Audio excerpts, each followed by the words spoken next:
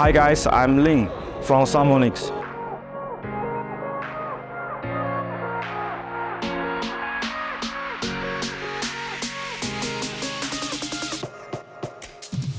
SAMONIX is a Taiwanese company manufacturing in China and in near future in Vietnam as well.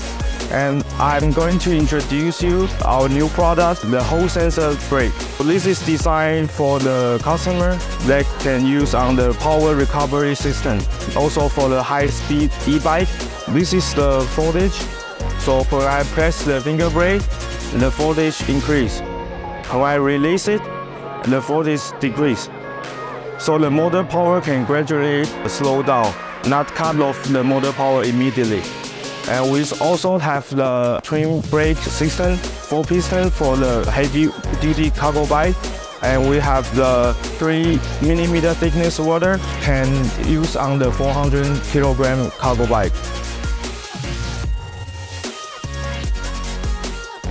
If you are interested in our product, feel free to contact me or through our website.